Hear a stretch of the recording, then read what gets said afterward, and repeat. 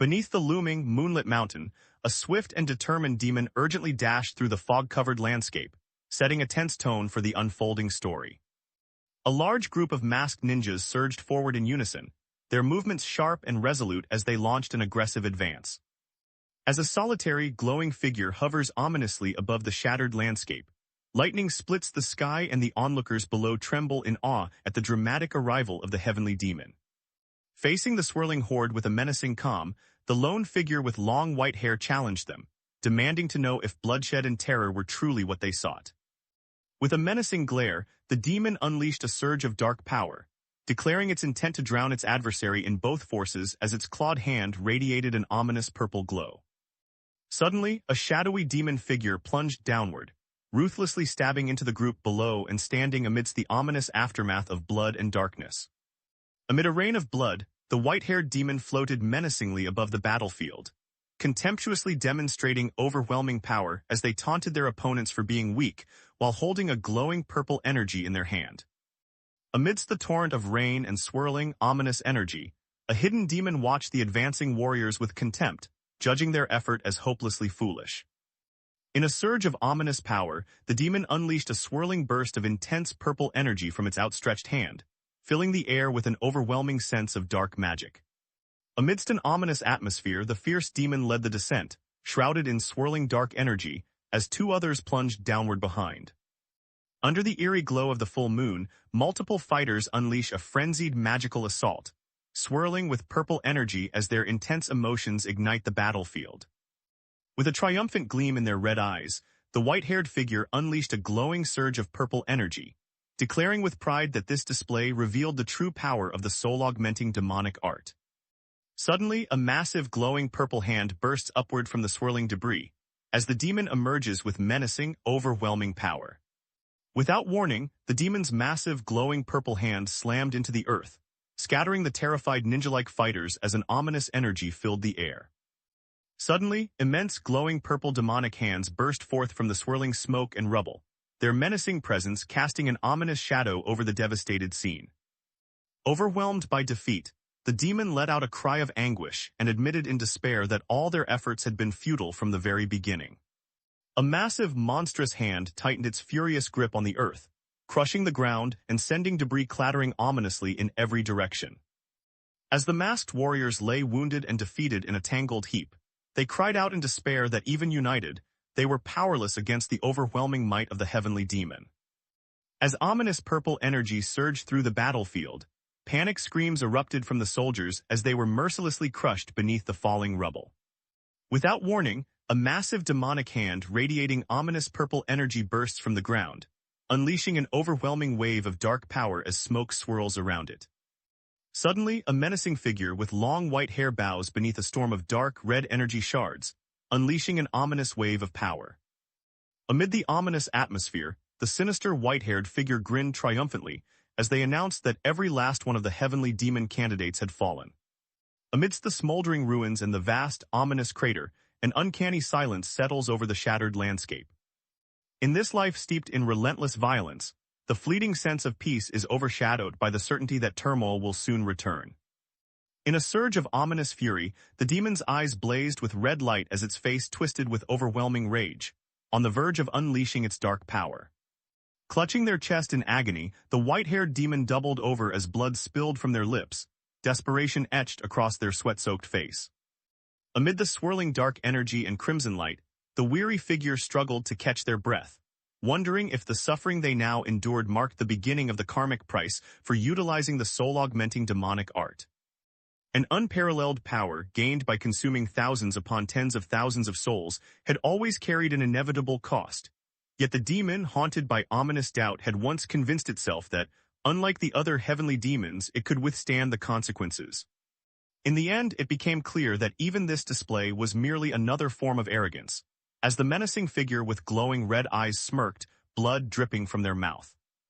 From the shadows above the fractured earth, a pair of sinister purple eyes began to emerge, signaling the arrival of a powerful and menacing presence.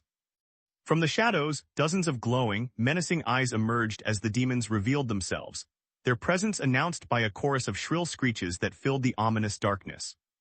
Suddenly, the demon's glowing red eye widened in shock as a startling realization struck, casting an ominous tension through the scene. Suddenly, a massive beam of purple energy blasts downward from above, unleashing a destructive force with ominous intensity.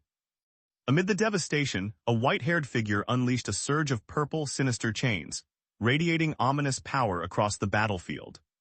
Suddenly, glowing pink chains erupted around the white-haired figure, forcefully restraining their limbs and leaving the demon shocked and struggling against the magical bonds.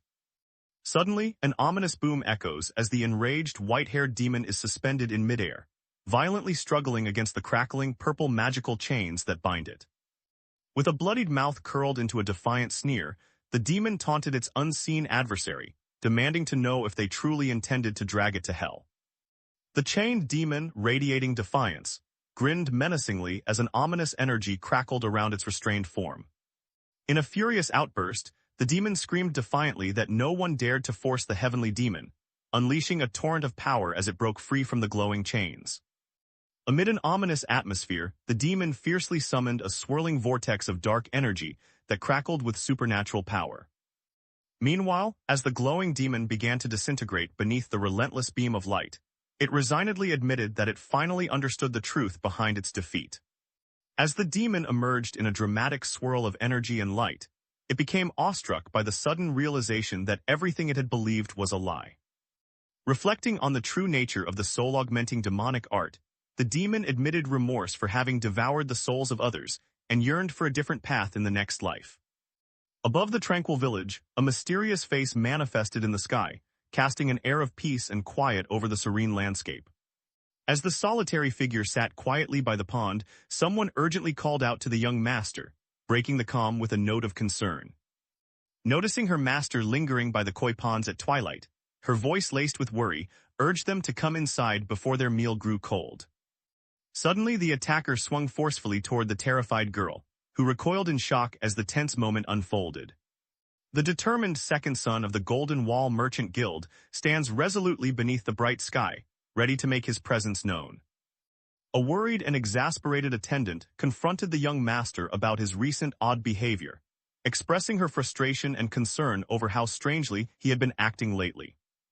A stern woman, clearly irritated, ordered the dejected young man to return to his quarters, while he, filled with self-loathing, lamented that his body was too weak and useless to accomplish even the simplest act. Gazing at his reflection in the water, the young man felt unsettled as he silently admitted that the frailty of his new body was eclipsed only by the strangeness of his delicate, unfamiliar face, which now resembled that of a maiden, while the ominous presence of the heavenly demon loomed within his thoughts. As the demon sat alone at the overflowing table, they began to choke on the food, clearly distressed and unaccustomed to such abundance. At the table, the dejected young master lamented his wretched health, while the concerned servant woman gently reassured him that his condition would improve. A brooding young man sat at the table, his skepticism evident as he questioned how he could trust a renowned physician whose name he had never even heard. A concerned young woman gently encouraged the downcast figure, reminding them that holding onto hope and maintaining a positive mindset would invite better fortune into their life. It had been 10 days since the demon awakened in this unsatisfactory body, and as they sat in the opulent, sun-drenched room, frustration colored their quiet reflection on this new and unwelcome existence. The sprawling, fortified estate nestled among impressive mountains stands as the seat of the greatest merchant guild in Olive, now introducing the influential family's renowned second son. As the demon slowly regained consciousness, he murmured in confusion, trying to understand where he was and struggling with lingering disorientation. As the young master sat up in bed, startled by the cheerful attendants greeting him and tending to his every need, it became clear that despite their devoted care, he remained utterly helpless and dependent on others for even the simplest tasks. As the lone figure walked pensively beneath the sun-dappled tree, he inwardly criticized his own delicate features, feeling they lacked any trace of masculinity. However, the most critical issue is revealed. His meridians are completely severed, leaving him in such a dire state that death could claim him at any moment. Facing the grim reality of being reborn into a failing body, the demon reflected on the irony of their situation but remained resolute, inwardly vowing to survive against all odds. Focused and commanding, the demon prepared to channel the power of souls into the severed meridians, explaining inwardly that this would temporarily reconnect them before beginning the steady process of reinforcing and healing them completely. Lost in troubled contemplation, the demon reflected that the only way forward was to rely on the soul-augmenting demonic art, yet despaired over where to find the necessary souls, knowing that resorting to past ruthless methods would only bring another disaster. In the calm courtyard, the woman moved quietly across the ground with her broom, her peaceful focus contrasting with the silent, neutral gaze of the demon who watched her from nearby. In the shadows, the long-haired figure smiled with determination, inwardly vowing not to repeat past mistakes now that a second chance at life had been granted. At the very brink of death, the demon experienced a profound revelation, finally comprehending the true essence of the soul-augmenting demonic art as its form glowed and disintegrated into particles of light within the darkness.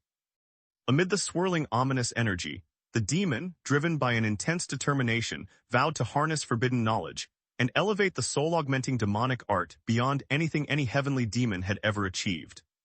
In the tranquil courtyard, the hopeful man expressed his desire to venture outside, prompting, surprised yet eager, to ask where he intended to go and assure him that she would gladly escort him anywhere he wished. In the tranquil pavilion, one character playfully questioned whether they could go anywhere, even to a pleasure house, prompting the other to respond with surprised delight at the idea. Reacting energetically with surprise, the girl questioned the calm figure about the sudden change that had left her so shocked. After some hesitation, another character suggested that it would be best for someone else to escort the demon, then quickly remembered that martial guard would be acting as a bodyguard, urging the demon to head out together, while the demon listened with an apathetic, unreadable expression. A thoughtful and surprised attendant, looking down pensively, expressed her concern to the young master, by admitting she had not expected his decision, and noting that he had never mentioned wanting to visit such a place before. The demon, standing calmly against the wall, serenely extended an invitation for the other to join them. Flustered and embarrassed, the girl quickly insisted that there was absolutely no chance, while the stoic young man continued to walk away, seemingly unaffected by her response. A worried servant quietly reflected on how the young master had been acting like an entirely different person lately, wondering if his sudden desire to visit a pleasure house signaled that something was troubling him. A serious-looking young man, growing increasingly anxious, realized with concern that the bodyguard meant to accompany him was nowhere to be found. A concerned servant girl reassured the pensive young master that his loyal companion would arrive exactly on time, emphasizing that whenever absent, he devoted himself wholly to training. A concerned young woman, her voice gentle in the fading light, expressed her worry for the young master and wished he would not be so harsh on himself. The demon, caught in a moment of self-reflection beneath the fading sunset, questioned whether they were being too harsh on themselves, their confusion evident as they wrestled with this new realization. Meanwhile, a compassionate young woman, her expression anxious in the fading light, pleaded with someone unseen that they should not abandon hope and urged them to hold on until the physician arrived. The young man, perceptive and pensive beneath the fading sunlight, reflected that his ability to read people allowed him to recognize her genuine concern for his well-being. As the sun dipped low, the demon reflected that perhaps being cared for was not so terrible after all, just as he noticed someone finally arriving and another character reacted with sudden surprise at their presence. In front of the imposing gate, one figure angrily scolded the other, calling them an idiot and leaving their companions startled beneath the orange sunset sky.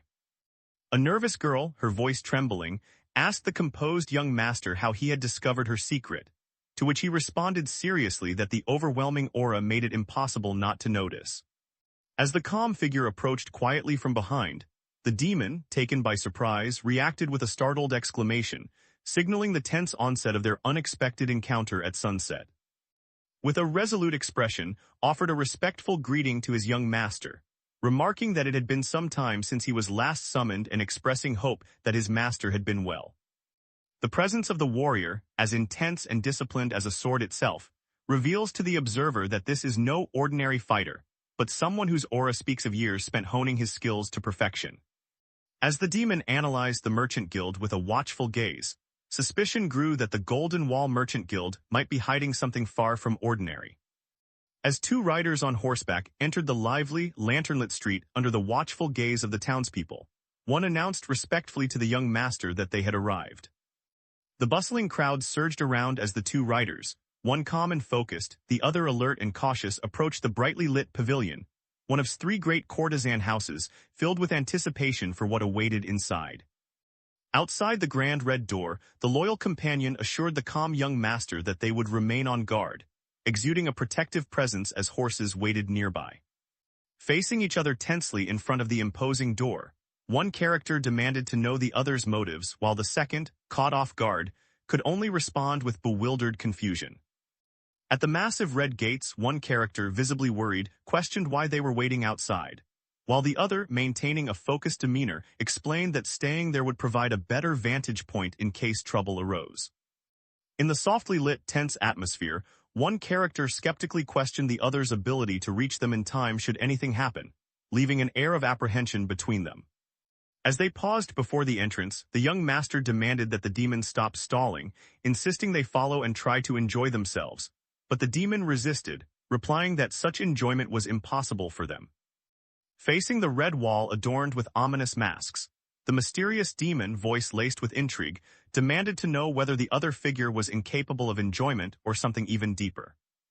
With an ominous presence, the demon intimidated the other character by coldly questioning whether they would follow orders, causing chills and making the target flinch in fear. With a confident air, the demon leaned over their resolute companion, instructing them that while it would be ideal for them to provide protection and enjoy themselves, they should at the very least remain close if that proved too difficult. With a bow of his head, the obedient and serious man respectfully affirmed that he would follow the young master's orders, his apprehension barely concealed beneath his submissive demeanor. As the chapter begins, the authoritative figure resolutely opened the grand double doors, announcing with steady determination that it was time to move forward, while the watchful companion waited just behind. As the elegantly dressed crowd gathered beneath the lanterns, they enthusiastically welcomed the newcomers, their festive spirit immediately putting the surprised demon at ease. Amidst a serene atmosphere, a focused and graceful woman played a traditional string instrument, her calm presence radiating as glowing musical notes illuminated the beauty of her enchanting performance. Music filled the air as the group gathered around a large table, sharing a celebratory meal while the composed demon participated quietly among the lively guests.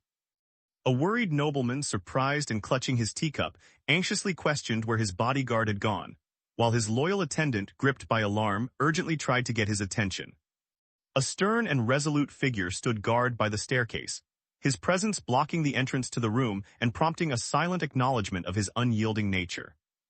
A respectful woman, her demeanor warm and attentive, gracefully offered to pour a drink for the composed man, her gesture underscoring the calm and courteous atmosphere between them. The reserved young man politely explained that he could not join in drinking due to his health, prompting the attentive woman to inquire with curiosity about what else might please him. With a calm yet inquisitive demeanor, the solemn figure requested to hear the rumors circulating about them, leaving their audience visibly startled and questioning whether they truly wished to know such things. At the dinner table, the commanding figure in purple demanded that the attendants reveal everything they had heard about the second son of the Golden Wall Merchant Guild, instructing each to take turns sharing a rumor, while one attendant responded in shock to the unexpected order. After piecing together the stories, it appears that possesses 1,000 gold yang, a modest estate, and several courtesan houses inherited from his father, all while he sits pensively among the courtesans at a lavish feast. Because of his persistent poor health, he never achieved any significant rank or status, leaving everything to his older brother and making these rumors well known throughout. Contemplating the insights gained, the thoughtful demon realized that such valuable information could only be discovered by stepping beyond the confines of home. A commanding figure rose with determination, announcing to the three startled listeners that the conversation was over for the night and it was time to move on. A cloaked figure stepped forward purposefully across the wooden floor, and with a cautious tone, the calculated demon considered aloud that handling all of them at once would be too much. Suddenly, the demon fixed its determined gaze on the startled young woman and declared that only she would suffice, leaving her caught off guard and anxious as all attention shifted to her. As the man entered the room, the group of amused women began to gossip, wondering aloud if he would return and speculating with giggles about why he had chosen over all the other women present. In the softly lit curtained room, two characters sit close together on a bench, sharing a tender yet awkward silence as one leans in with curiosity while the other blushes in shy embarrassment. In the softly glowing room, the confident man inquired about the woman's tenure, to which she calmly replied that she had worked there for a decade, prompting him to affirm that her experience was just right and to suggest that they begin the important task ahead. Meanwhile, a group of playful women gathered on the grand staircase, gossiping excitedly about as one suggested they should ask him later what happened. Another doubted his health but admired his handsome appearance, and a third admitted she would gladly be chosen next time, all while a serious man listened nearby. Suddenly, as bright supernatural lights flashed behind them, three startled women spun around in shock, each reacting with visible fear and confusion to the inexplicable event. As the tense atmosphere thickened, the man in distress let out a strained sound, making it clear through his anguished outburst that he was struggling with overwhelming pain, while those around him watched in shock and concern. Suddenly, one of the men exclaimed in astonishment, questioning what was happening, while both of them looked up with alarm and confusion inside the traditional building, visibly unsettled by the unexpected disturbance. Suddenly, a muffled cry echoes through the tense air as shocked onlookers peer down from the balconies inside the sunlit, multi-story building, all witnessing an alarming event unfold below. At the base of the staircase, one nervous young man tried to deflect embarrassment by remarking that the undone sound-blocking formation was impressive, while a flustered girl laughed awkwardly and another silently observed, stunned by the sudden exposure. Suddenly, a stern figure unleashed a surge of purple energy from his hand, sending waves of agony through his victim as the ominous power took hold. A stern, remorseless demon channels corrupting magical energy from their hand, draining the life force of a helpless victim lying powerless beneath them. As dusk settles over the grand traditional building, a tense figure quietly slides open the door and steps inside, ushering in an air of anticipation. Meanwhile, in the dimly lit room filled with concern, softly inquired about the young master's well-being, her voice betraying her worry. Meanwhile, SOSO strode forward with newfound vigor, confidently assuring everyone that they had never felt better as a nervous onlooker watched with concern. Suddenly, SOSO rushed into the wooden room, visibly alarmed, and anxiously asked what could have possibly happened to. Surrounded by astonished attendants, SOSO sat radiantly in the center as they exclaimed in awe that her skin was practically glowing, and wondered aloud if she had somehow become even more beautiful, with eyelashes that seemed impossibly longer. As curiosity filled the room, one woman questioned whether his lordship had given her an elixir, while SOSO, looking baffled, receiving anything of the sort and admitted she could not quite recall what had happened. In that moment, SOSO marveled at her astonishing transformation, realizing with amazement that her body felt lighter than ever before, as though she had been completely reborn. The scene shifts to a serene view of the Golden Wall Merchant Guild, its grand architecture standing proudly against a backdrop of mountains and blue sky, establishing the story's setting. Anxiously voiced her fears about the young master's well-being, worrying aloud that he might have collapsed at the pleasure house. As a sudden creak echoes through the quiet, SOSO quickly turns toward the sound, her expression a mix of surprise and curiosity. As two serious young men arrived in front of the ornate building, an anxious attendant urgently called out for the young master, his voice betraying deep concern. SOSO, anxious and protective, confronted the calm man with worried questions about whether he had truly visited a pleasure house, and if he was feeling all right, while their attentive companion watched the exchange in serious silence. With a calm demeanor, SOSO challenged the other character to confront him directly, leaving the startled listener taken aback by the unexpected suggestion. As one character quietly stepped away from the group, the remaining two exchanged uncertain glances, with one awkwardly clearing their throat to break the silence. SOSO watched the man walk away, her concern growing as she wondered inwardly whether he was truly as fine as he appeared. Meanwhile, beneath the mystical, lightning-struck tree, SOSO sat resolute, channeling the surging energy as flashes and crackles of power lit up the intense atmosphere. Examining his faintly restored hand with uncertainty, realized with disappointment that he had managed to recover only a single minor meridian thread. At the moment of death, SOSO grimly reflected on a revelation about the soul-augmenting demonic art, that killing and absorbing souls inevitably exacts a toll, as accumulating side effects slowly destroy the body. Determined to act methodically, SOSO focused on purging the chaotic thoughts from the unconscious person's soul, before attempting to extract only the most refined energy. Contemplating the true essence of the soul-augmenting demonic art in the dim ceremonial room, SOSO reflected pensively that the art's power intensified with stronger regrets and negative emotions, which led to experiments on courtesans whose suffering made them suitable subjects, though the results were only partly successful due to limitations with the current body. However, as the protagonist stared downward with a tense, contemplative expression, he acknowledged in resignation that his situation was even worse than anticipated and resolved that, for the time being, he would have to make the courtesan house his temporary home. Suddenly, an excited voice rang out to announce with eager anticipation that his lordship had arrived. Two figures in traditional clothing rushed urgently down the hallway, speculating in hushed tones about whether the supposedly dying man had found a miracle cure, or if the rumors of his illness had been exaggerated, since no one so close to death would spend 10 consecutive nights there. A group of women gathered at the table, their eyes shining with excitement as they whispered eagerly about the nobleman's striking looks, his mysterious effect on those he favored, and their shared hope that he would choose one of them for his next enchanting visit. As the striking man strode confidently through the crowd, onlookers murmured in awe about his exceptional presence and remarkable handsomeness, with some even reverently addressing him as their lord. The Madam of Pavilion, maintaining an elegant yet irritated demeanor as she leaned on the counter with her closed fan, remarked with feigned admiration about her lord's regal bearing before expressing her annoyance that the troublesome visitor had returned yet again. An exasperated woman in a luxurious outfit stood pensively in the hallway, explaining that repeated attempts to reinforce the sound-blocking formation had failed, as each time the troublesome guest arrived, all the girls would swarm him, resulting in so much noise from his room that other customers continued to complain.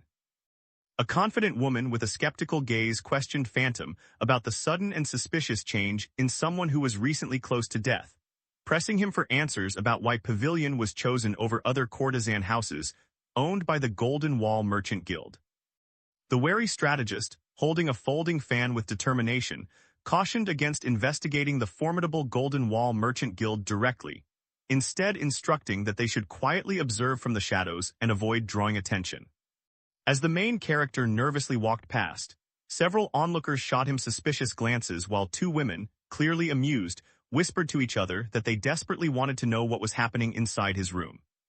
Despite being greeted enthusiastically by two women, the protagonist appeared frustrated as he wondered aloud about the absence of the one person he needed for his plan to test his limits that night. In the lavish hall, the assertive figure demanded to see every courtesan working there, leaving the startled attendant to nervously question their intentions as anxious onlookers watched the scene unfold. In the ornate hall, the anxious presenter assured the audience that the three women before them were the finest Pavilion had to offer, insisting that the others would not be worth their attention as the candidates stood in formal anticipation. As the main character casts a wary glance toward the mysterious group, a suspicious purple energy begins to swirl nearby, heightening the tension in the air. With unwavering confidence, the main character strode into the room, making it clear through both words and presence that only they would determine who was worthy of their attention.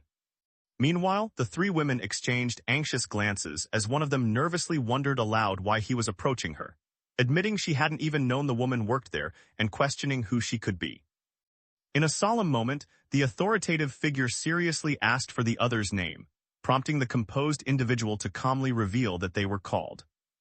With a sly, confident smile, the calm and calculating figure assessed the shadowy presence before him, and decided with smug satisfaction that this lone individual would be his chosen target for the night. Two women stood together, one with a disdainful tone remarking that she could not believe his lordship had chosen the plainest among them and that his preference was truly unusual, while her companion looked on in astonishment.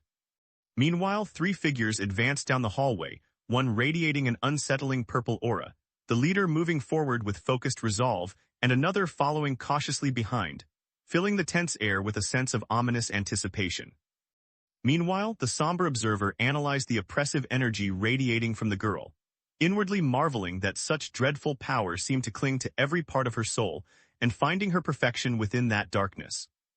Steeling themselves for what lay ahead, the protagonist grasped the door handle and reasoned that, although the situation might be dangerous, their recently restored minor meridians should give them the strength to face it. In the ominous glow of the doorway, a calculating figure silently resolved to use the unsuspecting girl's soul that very night to forge a connection with one of their primary meridians. With a confident smirk, the perceptive main character silently scoffed at the idea that anyone believed their hidden scheme would go unnoticed, while another looked on in confusion.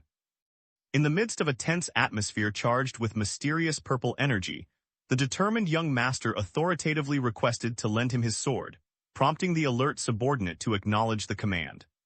With tense determination, the main character gripped the glowing, purple-tinged sword, while the wary man and concerned woman watched closely from behind. With fierce determination, the main character unleashed a devastating, purple-imbued sword strike, the enchanted blade crashing down with overwhelming force. Startled by the sight of blood dripping from a raised sword, the protagonist recoiled in shock as they realized there was an assassin present. With determination etched across their face, the protagonist assessed their progress, acknowledging that while their movements had become sharper, they still lacked the precision required for more intricate techniques. Blood splattered onto the floor as the terrified main character trembled, overwhelmed by fear at the sight of the spreading crimson puddle. In the dimly lit hallway, the authoritative figure delegated the remaining responsibilities to the anxious subordinates, stating that other matters required attention, while one of them nervously confirmed understanding. With a sinister glint in their eyes, the menacing figure fixed their gaze on the startled and warned that she should prepare herself, as they were about to unleash a psychological attack that would shake her very soul.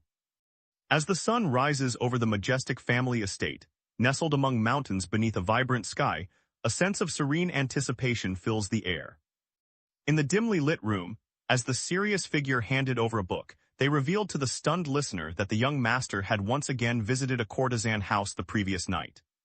A thoughtful character, curiosity evident in their eyes, quietly asked what people called him these days as they searched for answers about someone's identity. A tense atmosphere fills the archive as a serious figure introduces themselves as the bodyguard of the family, with a hint of worry in their demeanor. The Night King of Pavilion, renowned for his unmatched virility, sits confidently amid a lavish scene, his charisma drawing the adoration of three women who cluster close in admiration. With a resolute expression, the main character forcefully pressed their hand onto the closed book and demanded to be led to Pavilion. The only daughter of the family and betrothed resolutely declared her intention to personally speak with him, her determined gaze revealing her resolve to intervene directly. Moments later, a respectful attendant informed the young master that he had arrived to escort him back. With intense energy swirling around them, the determined protagonist confronted the other character and demanded to know what had been done with the assassin. Sensing an intense and oppressive force, the main character reacted with visible tension and thought that the aura was almost too overwhelming to bear. In the palace courtyard, the respectful subordinate informed the composed young master that the prisoner had been secured, prompting the young master to calmly state he needed rest and instruct that they would return to the estate. As the serious young man stood under scrutiny, someone silently questioned whether he was truly the same young master they had always known. Not only had the main character's aura grown more formidable, but he also demonstrated lethal precision by striking down an assassin who had remained completely hidden, leaving an intense tension in the air. Shrouded in mysterious mist, the lone figure stands with hands clasped behind their back, exuding an unfathomable presence as if they have a profound transformation. As the two walked beneath the blooming cherry blossoms, the main character reflected pensively on how even connecting a single primary meridian had already brought significant improvements to their body and senses. Despite the ordeal, the protagonist reflected with determination that although there were still 6 challenges remaining and a long journey ahead, regaining some control over their body marked a hard-earned step forward. With a subtle smile, the protagonist reflected pensively on how much they had changed, acknowledging their unexpected pride in a small achievement before quickly shifting focus with a sharp, thoughtful glance. As two figures walked beneath the blooming cherry blossoms, one of them grew uneasy upon realizing that a mysterious woman had been watching intently for quite some time. A hesitant figure in traditional attire stood on the dirt path. As someone questioned the young master about returning from a courtesan house again, their tone laced with judgment and suspicion. As the three stood beneath the cherry blossoms, the confident woman appraised the group, remarking with a hint of intrigue that she did not recognize the newcomer and wondered if there was a hidden connection too, while privately reassessing her earlier assumptions about his naivety. With a vulnerable gaze and cheeks tinged with embarrassment, the young woman confronted her, asking in a trembling voice if his frequent visits to such places were his way of avoiding their engagement and deliberately pushing her away. Startled beneath the cherry blossoms, the main character reacted with wide-eyed shock, exclaiming in disbelief about the sudden engagement and expressing concern that the news might be an attempt to create distance between them. Amidst the gentle cascade of petals, the determined woman clung to the man's arm and assured him with unwavering resolve that she would not abandon him, leaving him visibly shocked by her heartfelt declaration. With pleading eyes and a vulnerable expression, the young woman begged that she not be abandoned or left behind. Shocked and vulnerable, the main character struggled to process the painful realization that he had never truly possessed the person he was losing. Facing each other in the warm glow of sunset, they earnestly clarified that giving up had never crossed their mind and questioned what there even was to relinquish after just meeting, leaving the woman visibly stunned by this unexpected resolve.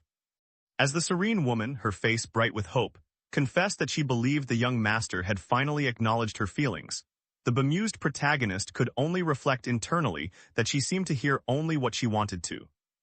Meanwhile, the composed man announced that he would be leaving, turning away as the woman watched him go with a bittersweet longing beneath the drifting cherry blossoms. Caught off guard for the first time, the young master reflected with surprise that his opponent, despite her unexpected strength, had proven herself a truly formidable adversary.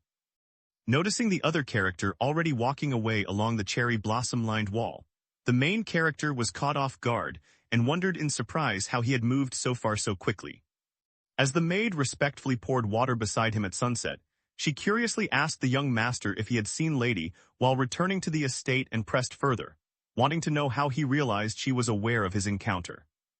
A young woman, exuding confidence, revealed that she was always aware of events and admitted she was the one who had directed his betrothed to find her. One character, sounding inquisitive, asked about Marshal Guard's well-being, prompting the other to respond with curiosity and mild concern as they discussed whether he might be unwell. In a burst of shock, someone revealed with amazement that Marshal Guard harbored romantic feelings for Marshal Guard, leaving the last part of the secret hanging in the air.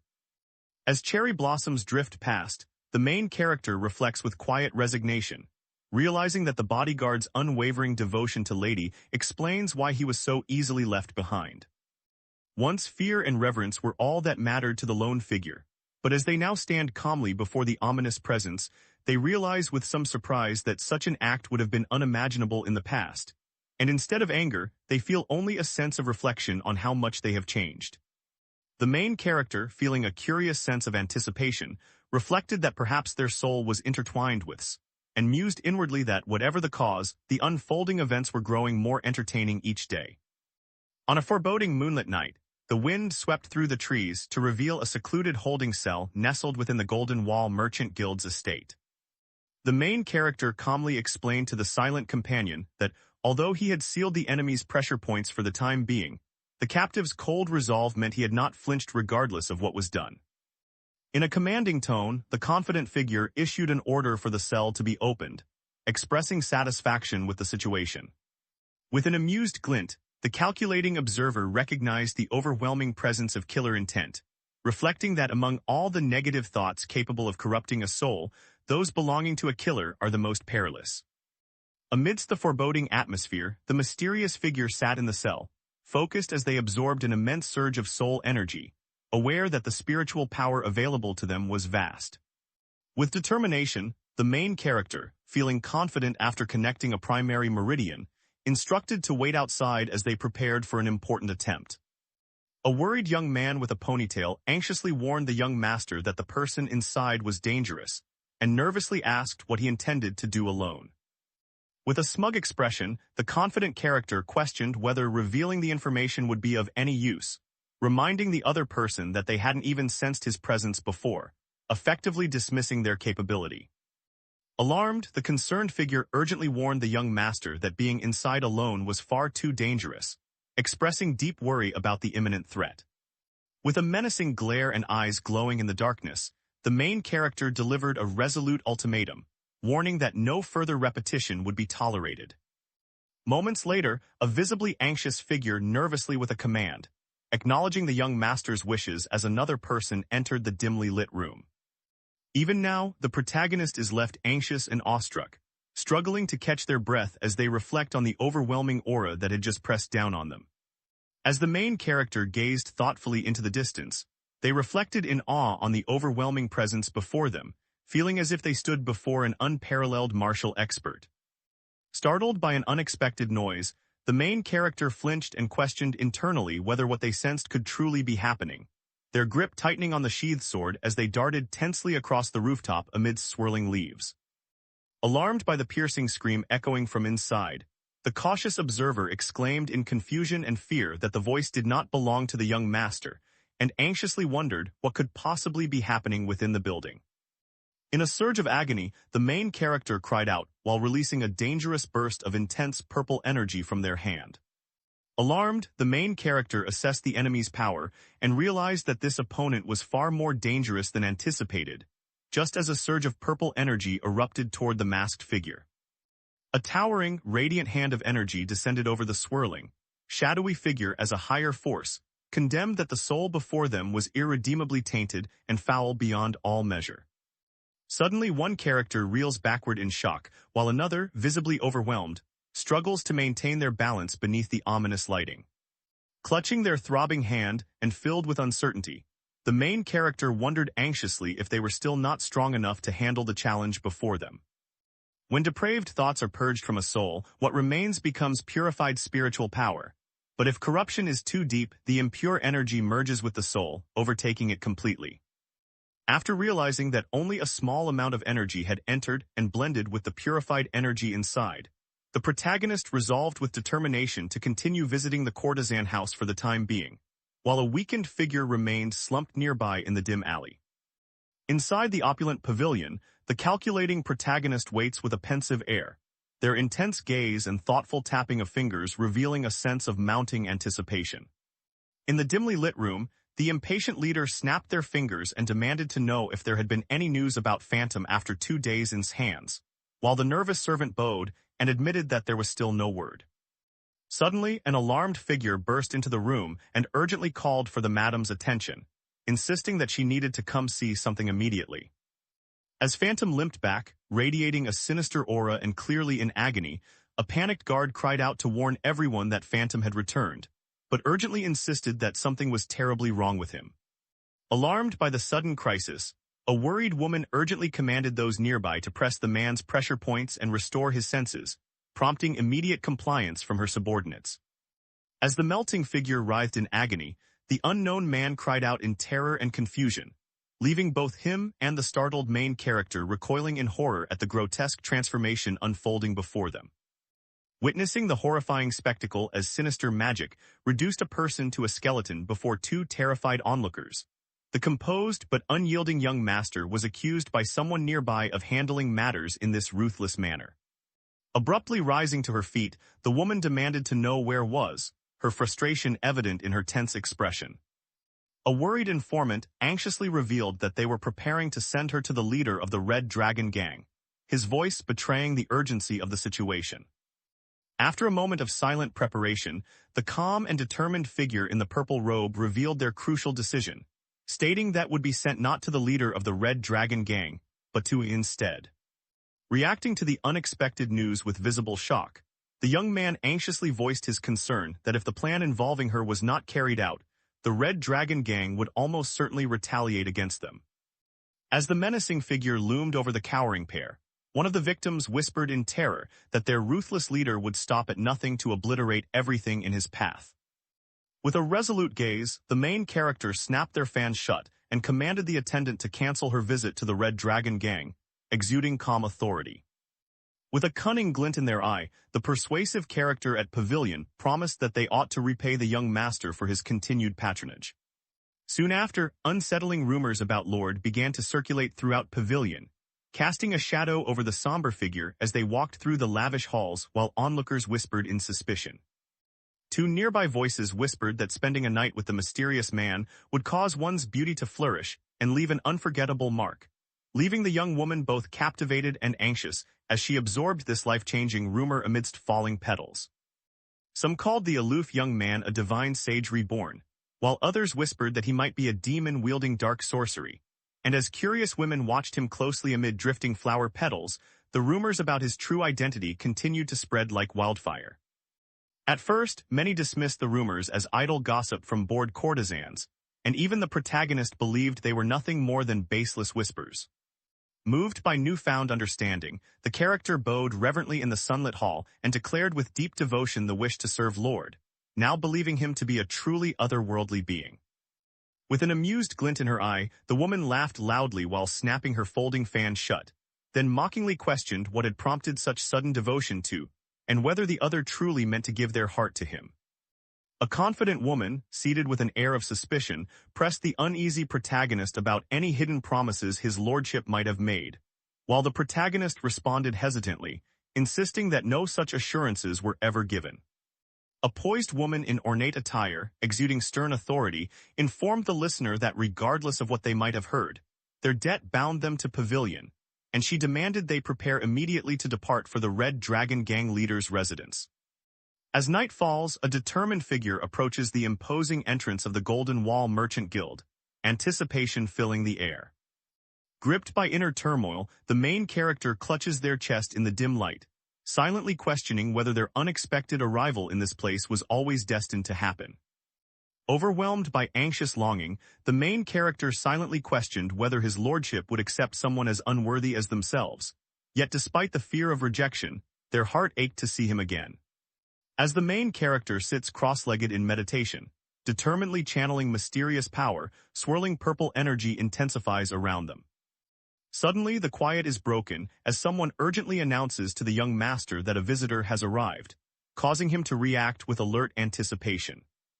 As the door opened, the Lord ordered for the newcomers to be let in, prompting to enter nervously and greet him, while the young man, clearly shocked, recognized with surprise.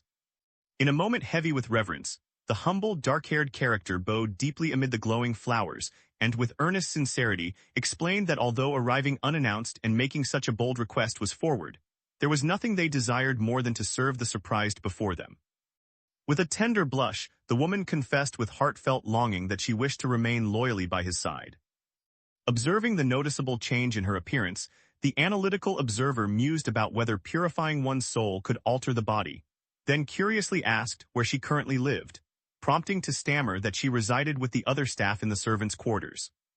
In the ornate room, the commanding man instructed that separate accommodations be arranged for both the young woman and herself near his chambers, leaving her visibly shocked and confused by the unexpected order. Taken aback by the unexpected implication, the main character questioned in astonishment whether this meant she would also be working as a maidservant, quickly concluding that it seemed obvious. The composed man in ornate robes calmly informed the two women that he would be leaving and instructed them to ensure the newcomer was properly settled, his tone leaving no room for hesitation as one woman lowered her gaze in submissive acknowledgement.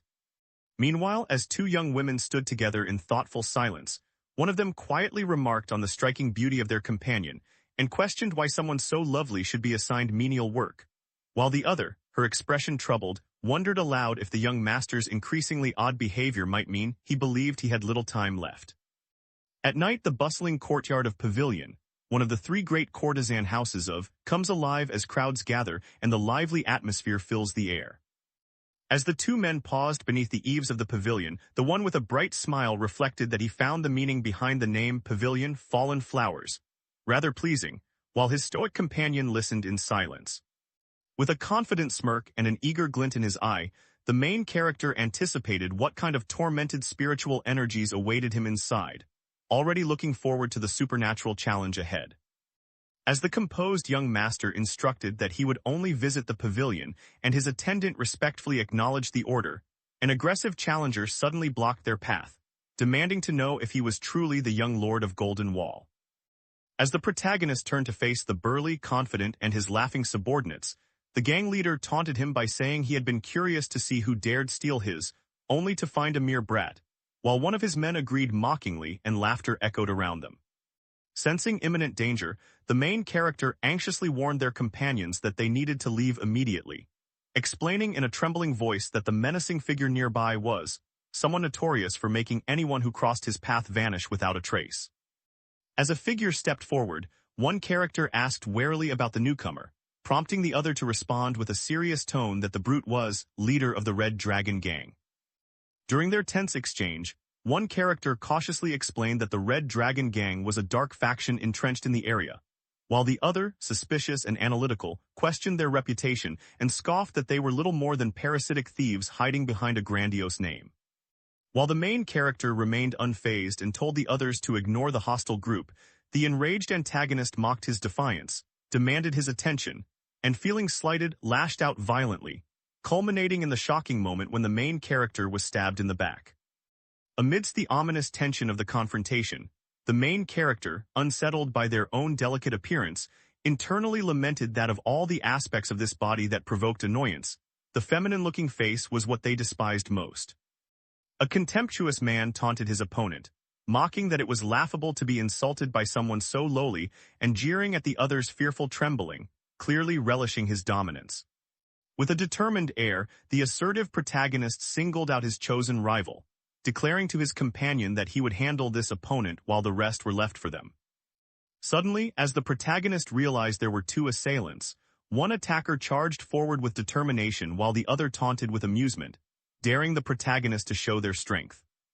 A stern man in ornate clothing, wearing a condescending expression, challenged the unseen character by remarking that he was surprised to see him step forward personally, and declared he would let him go unharmed for this brief display of bravery, but only if was handed over. With a smug expression, the main character firmly refused and mocked the other person by remarking that their non-stop talking was irritating, then sarcastically wondered if such loudness was meant to lull enemies to sleep, leaving the other character shocked and speechless. Fueled by blinding rage, the unidentified attacker lunged forward and threatened the protagonist, warning that their defiance would be punished with a brutal attack aimed at their face. As the lone swordsman in blue swiftly defeats his attackers with unwavering focus, he braces himself as a new, intimidating enemy steps forward amid the fallen. As spectral hands rose with a sinister energy, the panicked man urgently warned the young master to get away, his voice trembling with fear. In a sudden burst of explosive force, the Resolute delivered a powerful blow to the assailant's face, sending blood splattering as the shocked attacker recoiled in pain. Immediately afterward, the main character, resolute yet frustrated, resisted a much larger attacker's assault with one hand while internally criticizing their own body's limitations, and admitting that their caution was due to expecting this very situation. Rushing to the side of the fallen young master, the anxious subordinate urgently asked if he was unharmed, his worry evident as another imposing figure stood watchfully nearby. With a tense glint in their eyes, the main character apprehensively interrogated the other person, demanding to know if they had killed the rest. A tense confrontation unfolded as the anxious subordinate hurriedly insisted to the calm, critical leader that he had not killed the fallen men, while the leader coldly remarked that mercy had made him far too soft. With a chilling calm, the young master ordered his anxious subordinate to finish off their enemies and come inside, prompting the tense subordinate to obey before the master paused, as if remembering something else. In the dimly lit room, the calculating figure issued a sly command, insisting that if questioned, the other should claim responsibility for death to avoid further troublesome entanglements. Standing resolutely over the defeated opponent with sword in hand, the main character acknowledged the young master's orders with unwavering determination. As the stunned witness glanced sideways at the slain Red Dragon gang leader, they struggled to process the shocking fact that he had been killed with a single bare-handed strike. Amidst the ominous tension, the distressed subordinate, unable to ignore the evidence any longer, confronted the enigmatic young master and demanded to know his true identity. Sitting wearily on the edge of the bed beneath dim light, the main character reflected with concern that their body felt in terrible condition, and wondered if they had truly depleted half the energy they had worked so hard to accumulate. Unlike in the days when the protagonist reigned as the heavenly demon, their current body now feels so fragile that even the slightest impact could cause it to break, leaving them frustrated by their newfound weakness. Lost in thought, the main character reflected with defiant determination that, despite their own reckless actions, they could never accept being called a delicate peacock or anything less than the heavenly demon. Noticing an unexpected figure in the doorway, the main character, alert and wary, questioned with suspicion why his bodyguard had appeared there, while a tense companion stood just behind. Noticing the two arrivals at the doorway, the composed figure at the table greeted the young master's return with a calm yet wary demeanor. As the group gathered in the ornate room and tea was served, the cautious host regarded the visitors warily and asked what had truly brought them here, making it clear that he suspected their purpose went beyond sharing a simple cup of tea. With a piercing gaze, the main character, suspicion evident in their tone, questioned whether the maidservant who had just been present was brought from one of the courtesan pavilions. Strictly speaking, the situation arose because she came here of her own accord, but the main character, wary yet composed, decided it was easier to deflect by wondering aloud what would happen if they explained further. The main character stared intently, their focus so sharp that they barely noticed as their robe slipped open at the chest, tension radiating from their poised form.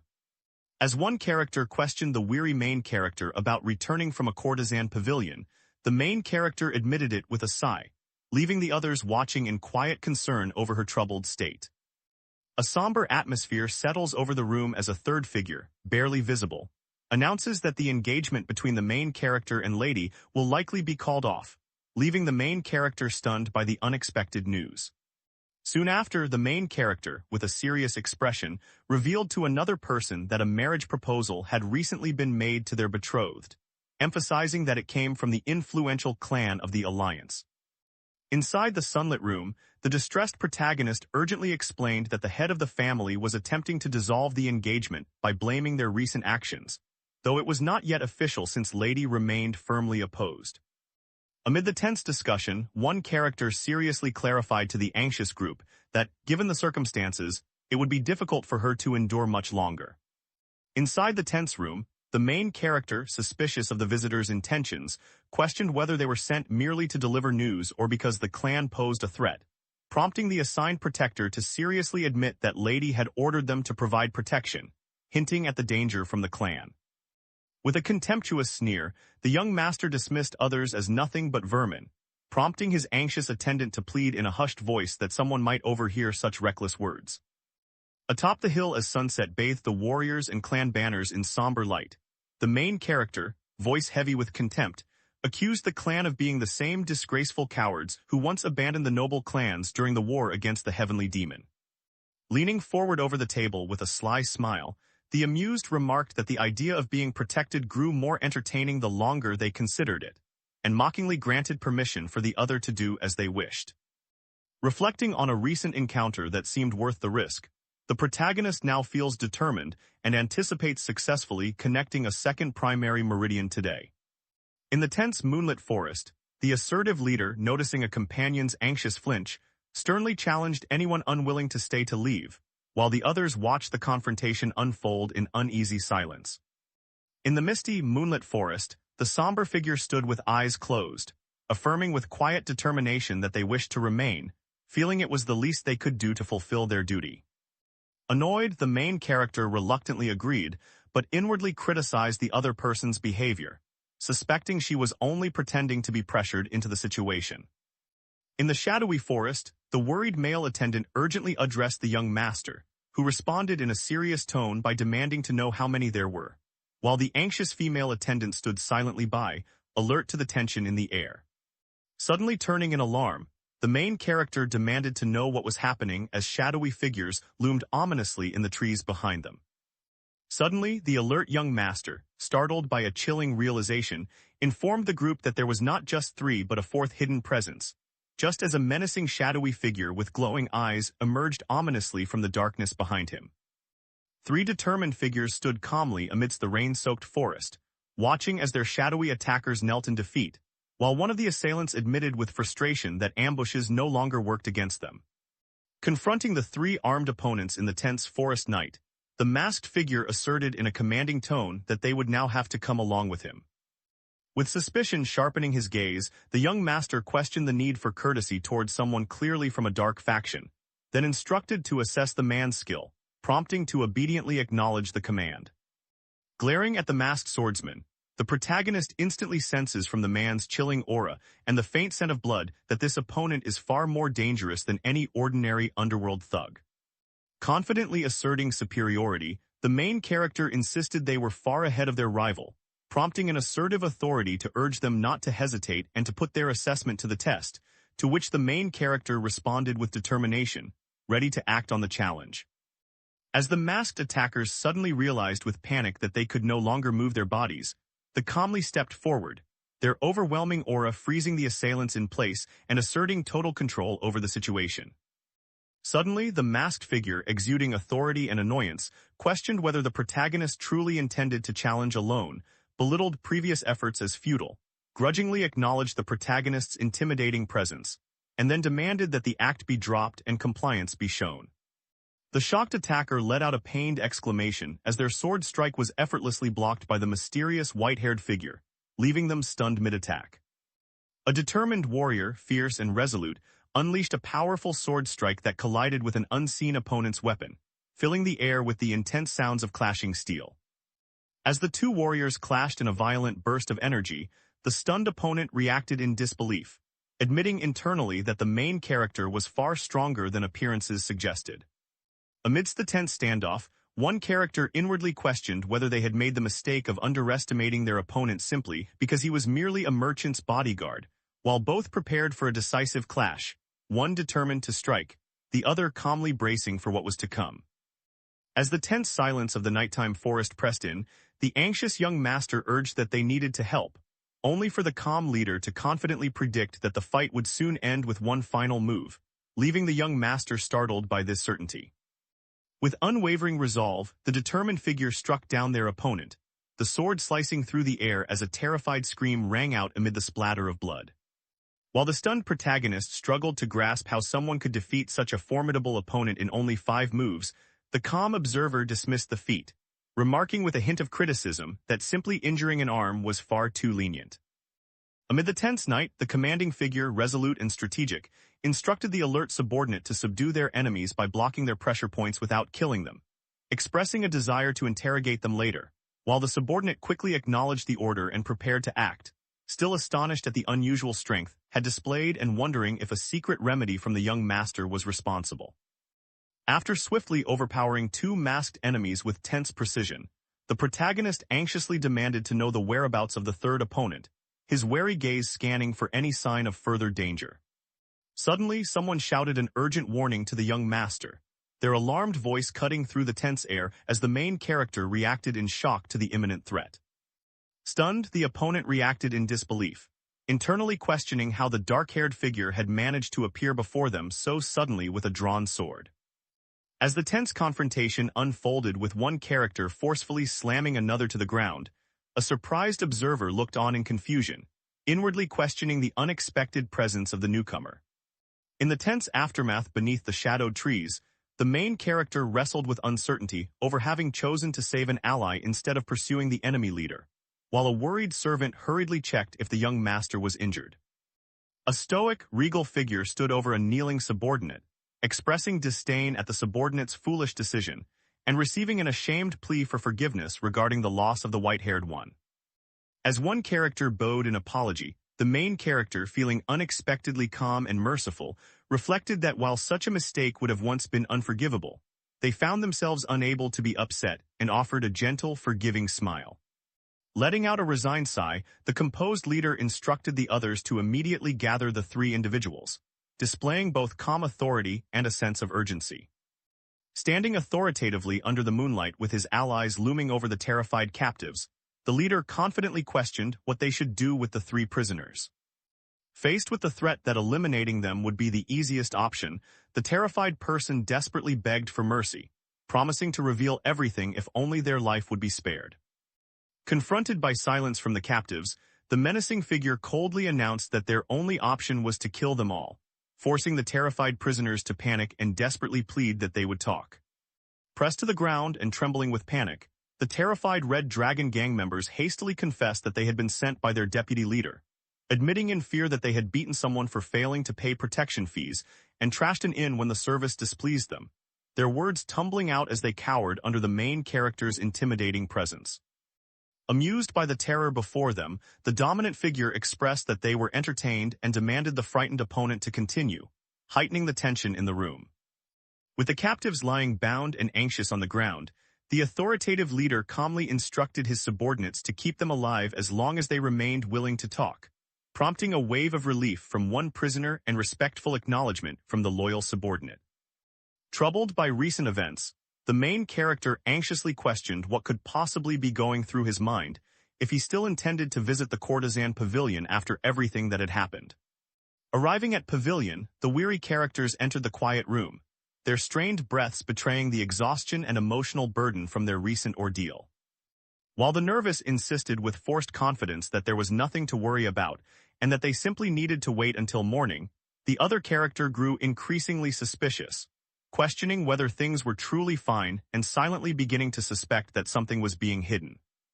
Suddenly, one of the captives jolted awake, startled and gasping, overwhelmed by the realization and fear that this terrifying reality might be all they had ever known. As the chapter begins, the protagonist steps warily into the sunlit hallway, alert to the faint chirping and rattling sounds echoing through the tense air. Inside the tense, traditional room, the domineering sword-wielding figure interrogated the frightened captives, demanding to know why they were still alive and pressing his uneasy ally to recount anything else the captives had revealed, while the atmosphere grew even more intimidating. A calm, serious informant explained to the concerned young master that the Red Dragon Gang's orders were to bring him in, and only the gang's deputy leader knew the identity of the mysterious man seen with them in the woods. The protagonist, analyzing the masked man's exceptional skill and realizing he far surpassed an ordinary gang member, reflected with determination that any typical bodyguard would have been utterly outmatched in such a fierce sword clash. In a display of calm authority, the young master instructed his subordinates to return to the Golden Wall Merchant Guild with 3 captives, prompting one obedient subordinate to acknowledge the command with deference. Before anything else, the commanding figure resolved to impose a restriction on the startled group as they entered with determined authority. Standing authoritatively between the 2 companions, the central figure instructed them with a commanding tone to pay close attention, while one listened alertly and the other reacted with visible confusion. The young master, determined to take initiative, announced to his 2 astonished students that he would personally be teaching them useful martial techniques from that day forward, leaving them shocked and expressing disbelief at his unexpected decision. With a determined glint in their eyes, the confident protagonist prepared to cast a restriction technique, announcing that they would begin with a simple version. Meanwhile, 3 trembling trainees sat pressed against the wooden wall, anxiously following the instructor's stern guidance to focus their internal strength and master the fundamentals of chi control, knowing that diligent practice was essential for success. Amazed by what they had just witnessed, one character expressed in awe that they had never encountered a restriction technique like this before and marveled at how clearly it had been explained, leaving both of them focused and anticipating what would happen next. With a menacing calm, the main character pressed his finger forcefully against the terrified man's face, warning that only light pressure was needed and threatening that if the man dared to resist, his sight would be the first thing taken from him. Desperately, the terrified man begged the imposing figure not to place a restriction on him, swearing that he would do nothing to warrant such punishment as a glowing finger pressed against his face, and an object tumbled into the pond. Issuing new commands with a sly grin, the young master instructed his subordinates to apply different restrictions to the remaining 2, prompting one to comply nervously, while another silently questioned how Lord possessed such knowledge of restriction techniques, and why Martial Guard followed his orders so submissively, all as the young master mused mischievously about what to try next. With a glint in their eyes, the scheming character suddenly proposed a disturbingly cruel idea, then, taken aback by their own words, questioned the extremity of the suggestion.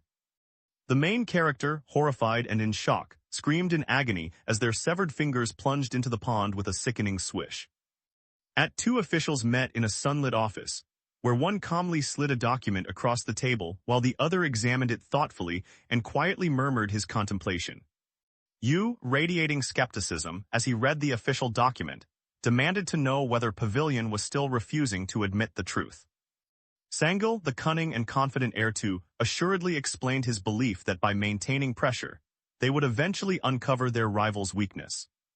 An elder merchant, his demeanor resolute, explained to his subordinate that regardless of whether the truth was acknowledged, the real priority was turning the incident to the Merchant Guild's advantage, as a silent assistant closed the ledger book nearby. Immediately following the chapter's opening, the authoritative figure explained that although Pavilion appeared to be an ordinary entertainment house, it actually served as a center for intelligence gathering, and he resolutely ordered that every measure be taken to bring it under the Golden Wall Merchant Guild's control, receiving a respectful assurance that his command would be remembered. In a sunlit hallway filled with tension, the main character anxiously asked for any further updates, prompting his companion to report in a grave tone that with the Red Dragon Gang's leader dead, a fierce power struggle had fractured the gang into two rival factions, with outside forces suspected of involvement. In a softly lit room, the cautious protagonist voiced suspicion that recent events were orchestrated by a particular group, prompting his serious companion to confirm that the Heavenly Golden Lotus posed a significant threat and needed to be closely monitored. The Heavenly Golden Lotus is an alliance formed in by several merchant guilds, who outwardly claim unity for mutual prosperity, but in reality, their true purpose is to oppose the Golden Wall Merchant Guild. Wondering what hidden motives might be at play, the wary leader cast a suspicious glance to the side, questioning the true intentions of those around him. Meanwhile, as the officials discussed their surveillance strategy in the sunlit room, the authoritative one calmly explained that any suspicious movements would be tracked immediately, before clearing his throat and indicating that it was time to move on to another matter. In a sunlit hallway, an elderly man, his tone wary and investigative, asked whether his recent reputation as the Night King might be due to consuming special herbs or medicines, prompting the calm official beside him to deny having heard such rumors and suggest that such unnatural vitality would only come at the cost of health. As the two men walked side by side through the traditional room, one warned in a worried tone that recklessly expending energy while already on the brink of death was akin to digging one's own grave, while the other companion acknowledged this concern with a resigned acceptance. As the man paused, lost in thought before the painting, he silently admitted to himself that he could not help but feel envious of the other's fortune. A concerned woman confronted the group, anxiously asking the young master what had transpired during his absence and demanding to know the identities of the weary men kneeling before her. As the sun dipped behind the traditional rooftops, the resourceful protagonist explained with determination that they had brought extra workers specifically because there was a need for help with the more laborious tasks. Apprehensively, the girl voiced her doubts about trusting the suspicious men, while the calm young man replied indifferently that she was free to choose other allies if she wished, leaving her surprised that he remembered a detail she had mentioned before. As the young woman observed the new, brutish-looking men brought into work, she found herself wondering uneasily if he had somehow become oddly considerate.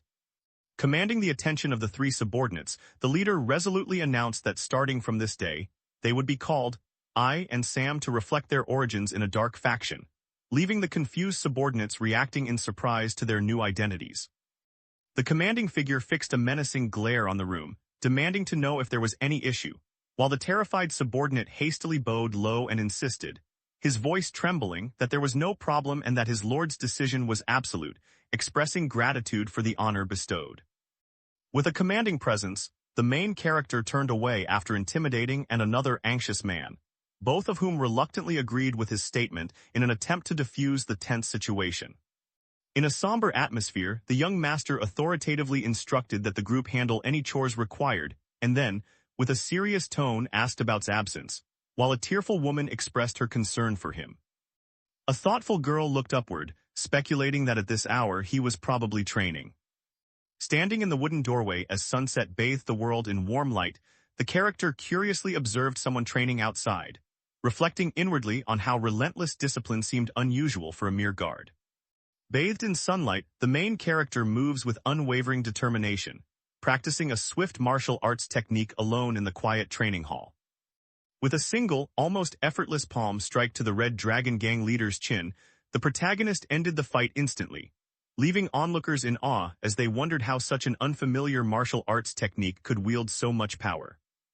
With unwavering determination, the steadfast guards reaffirmed their loyalty to the guard, vowing to aid the Golden Wall Merchant Guild without hesitation should danger ever arise. As long as the main character followed that one rule, rewards always came easily, yet a sense of restlessness began to build as the repetitive routine offered no opportunities for personal growth. Then, everything shifted with the arrival of someone whose presence promised to awaken entirely new realizations. As the sun set and warm light streamed into the training hall, someone interrupted the session with an urgent question about how much longer it would continue, causing the startled young master to look over their shoulder in surprise. As the main character confidently proposed that they head to a courtesan house, their nervous subordinate hesitantly asked for permission to pose a question, to which the composed leader responded with calm curiosity.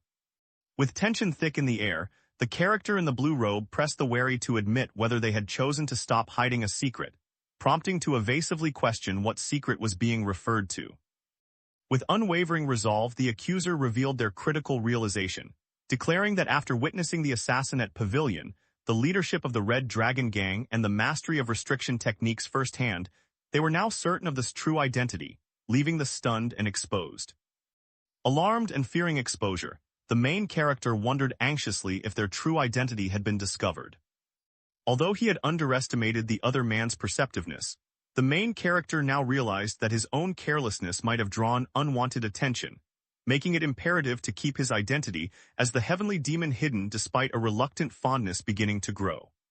Sitting tensely in the shadows, the MC was horrified as they struggled with the disturbing thought of whether they could actually bring themselves to kill someone.